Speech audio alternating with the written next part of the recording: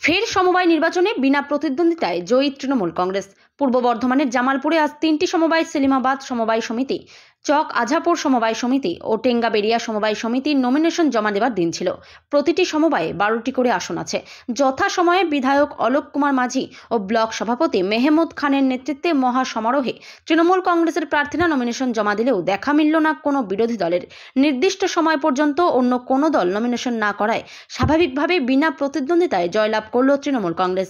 আজকের এই 3 জায়গার সমবায় নির্বাচনে দলের একাধিক ব্লক নেতৃত্ব উপস্থিত ছিলেন কার্যকরী সভাপতি ভূতনাথ মালিক, শ্রমিক সংগঠনের সভাপতি তাবারক আলী মণ্ডল, জামালপুর এক পঞ্চায়েতের উপপ্রধান সাহাবুদ্দিন মণ্ডল, কৃষি কর্মাধ্যক্ষ জয়দেব দাস সহ বিভিন্ন অঞ্চল সভাপতি, প্রধান ও উপপ্রধানরা।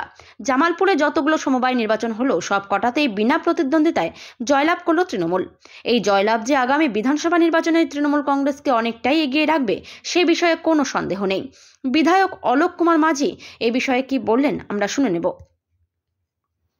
দাদা, কি দেখলেন আজকে নির্বাচন? আমাদের আজকে জামালপুর যে আমাদের ব্লক, জামালপুর ব্লকে আমাদের জামালপুর বিধানসভার অন্তর্গত 3টে জায়গায় আমাদের আজকে সমবায় নির্বাচন আছে। আপনারা দেখছেন যে বিধানসভা ভোট 2000 আমাদের 21-এর পর বিভিন্ন জায়গায় বিভিন্ন উপনির্বাচন হয়েছে। কয়েকদিন আগেও 6টা উপনির্বাচন হলো বিধানসভা উপনির্বাচন। সেখানে 6-এ আমরা 6 মানে 6-0। বিরোধীরা সেখানে কোনোভাবেই তার দাঁত ফোটাতে পারেনি। মমতাময় সারা পশ্চিমবঙ্গ বিভিন্নভাবে অপপ্রচার করেও কিন্তু মমতা বন্দ্যোপাধ্যায় 6-0 সেই জায়গায় জয়লাভ এসেছে। আমরাও দেখছি যে আমাদের বিভিন্ন এখন স্কুল নির্বাচন বা আমাদের সমবায় নির্বাচন আমাদের হচ্ছে, সেই সমবায় নির্বাচনেও আমরা জয়লাভ করছি। তাই বাংলার মানুষ যেভাবে মমতা বন্দ্যোপাধ্যায়ের যে উন্নয়ন, সে উন্নয়নের সাথে আজকে আছে। কারণ বিরোধীরা অপপ্রচারকে তারা গুরুত্ব দেয়নি।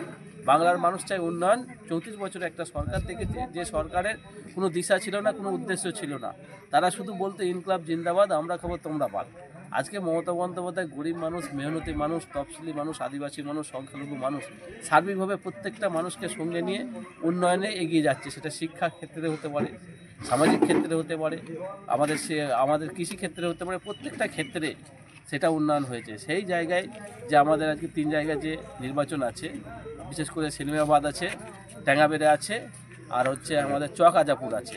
এই 3টেতেই আজকে যারা আমাদের দলের মনোনীত প্রার্থী তারা নমিনেশন ফাইল করবে। আমরাও চাইবো যে বিরোধীরা এখানে অংশগ্রহণ করুক। তারা নিশ্চয়ই একটা যে গণতান্ত্রিক নিয়ম, সেই গণতান্ত্রিক নিয়মে নির্বাচন হবে। সেই নির্বাচনে অবশ্যই আমরা জয়লাভ করব। মানুষের প্রতি সেই আস্থা এবং বিশ্বাস আমাদের আছে। কিন্তু আপনারা তো অপেক্ষা করছেন, বিরোধীরা তো কেউ আসছে না। গত নির্বাচনে দেখতে পাওয়া গেল স্কুল নির্বাচন এবং আজকে কোঅপারেটিভ নির্বাচন, সেখানে হচ্ছে যে বিরোধীদের হয়ে কেউ ভোটে প্রতিদ্বন্দ্বিতা করতে চাইছে না। তারা দেখছে যে আমরা শুধু নিজেদের প্রত্যেকের একটা আত্মসম্মান আছে। মানুষ কেউ হারতে চায় না, সবাই জয়লাভ করতে চায়।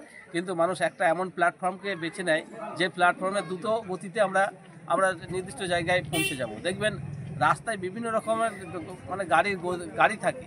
মানুষ যেটা ফার্স্ট সেটাতে যায়, তার গন্তব্যস্থলে আগে পৌঁছে যাবে। কিন্তু যে গাড়ি ধীর গতি, যে পৌঁছাতে পারবে না, সে গাড়ির উপর সে সাহরি হতে চায় না, তার হচ্ছে সে গাড়িতে উঠতে চায় না। তাই তৃণমূল কংগ্রেস, মমতা বন্দ্যোপাধ্যায়, মামাটি মানুষ আজকে সেই জায়গাটা তৈরি করেছে। মানুষ বিশ্বাস করছে, সেই আস্থাটা আছে মমতা বন্দ্যোপাধ্যায়, আমাদের নেতা অভিষেক বন্দ্যোপাধ্যায়ের উপর। তাই মানুষ আজকে দলে দলে কাতারে কাতারে বিভিন্ন জায়গায় যোগদান করছে। তার সাথে সাথে আমরা যে বিভিন্ন সময় যারা প্রার্থী মনোনীত করছি তারা আমাদের সঙ্গে আসছে, আমাদের প্রার্থী হতে তারা আগ্রহ প্রকাশ করছে। আর অন্যরা তারা প্রার্থী খুঁজে পাচ্ছে না, এটাই সমস্যা।